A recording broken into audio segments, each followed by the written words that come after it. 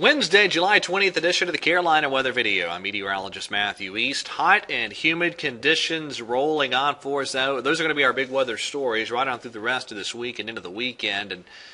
And really the heat getting up to fairly oppressive levels here in coming days. Look at all of the real estate this morning that is either under an excessive heat warning or a heat advisory. Just a lot of places, all the way from the Red River Valley up to the Canadian border, and then now you're getting the eastern seaboard into the action as that heat bridge is developing off to the east. Current temperatures this morning, this deeper shade of red, that's 75 degrees plus, and then you get into some 80-degree readings again in a lot of places of the plains, and there's our dew point temperatures this morning.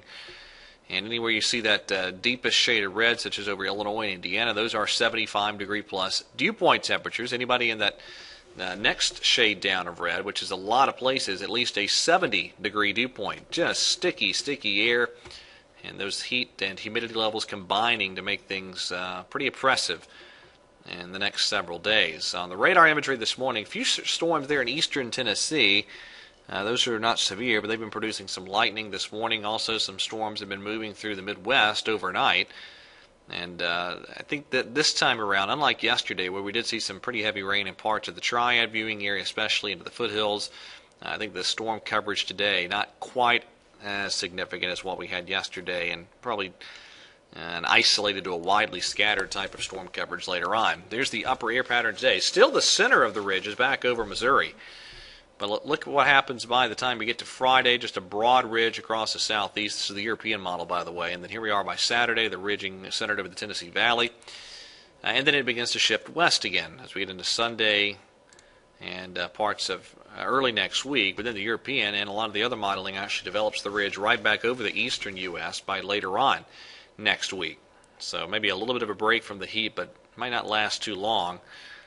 Early next week. All right, here's the SPC Wharf depiction of how things will, at least the way it thinks things will look on the radar imagery here about 7 o'clock this evening. Notice the greatest coverage of storms today, probably in the eastern half of North Carolina, but anybody fair game to pick up at least an isolated thunderstorm.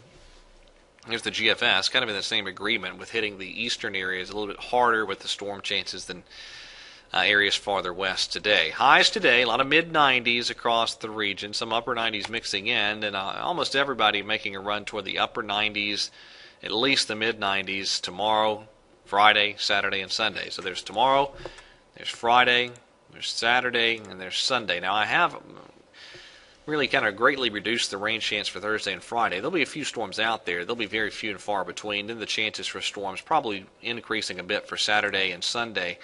And there'll be some triple-digit high temperatures mixed in there in many spots tomorrow, right on through the upcoming weekend. Heat index values over 105. That's getting up to pretty dangerous levels. Still pretty hot on Monday with highs hanging out in the 90s. Now let's check the tropics here. This is Brett. Brett continues to weaken. Not a ton of deep convection associated with it. And it does continue to lift northeast. There's the computer model guidance. Brett behaving as expected.